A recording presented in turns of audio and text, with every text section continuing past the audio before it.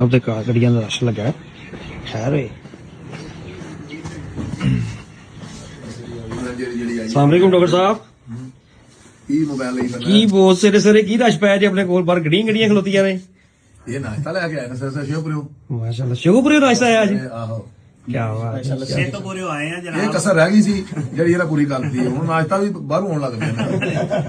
ਮਤਲਬ ਹੁਣ ਤੁਸੀਂ ਘਰ ਦੀ ਨਹੀਂ ਖਾ ਰਹੇ, ਅੱਜ ਕੱਲ ਸਾਰੇ ਹੀ ਬਾਹਰ ਜਾ ਰਹੇ। ਫਿਰ ਬੜਾਇ ਸਾਹਿਬ ਦਾ ਨਾਸ਼ਤਾ ਹੁੰਦਾ ਸੀ ਬਾਹਰੋਂ। ਅੱਜ ਤੱਕ ਹੁਣ ਡਾਕਟਰ ਸਾਹਿਬ ਦਾ ਨਾਸ਼ਤਾ ਸਟਾਰਟ ਹੋ ਗਿਆ। ਹਾਂ। ਸ਼ੇਖਪੁਰਿਓ ਆਏ ਆ ਤੇ ਜਨਾਬ ਅਸੀਂ ਆਖਿਆ ਸ਼ੇਖਪੁਰਿਓ ਨਾਸ਼ਤਾ ਨਹੀਂ, ਅਸੀਂ ਫੱਜੇ ਪਾਏ ਨਹੀਂ ਜਿਹੜੇ ਲਾਹੌਰ, ਉਹ ਤੋਂ ਨਾਸ਼ਤਾ ਲੈ ਕੇ ਆਏ ਆ ਅੱਛਾ ਫੱਜੇ ਦਾ? ਫੱਜੇ ਦੇ। ਅੱਛਾ ਅੱਛਾ ਉਹ ਅਸੀਂ ਉੱਥੇ ਜਾ ਕੇ ਡਾਕਟਰ ਸਾਹਿਬ ਦਾ ਨਾਂ ਲਿਆ ਤਾਂ ਉਹਨਾਂ ਨੇ ਭਾਈ ਪੈਸੇ ਵੀ ਨਹੀਂ ਲਏ।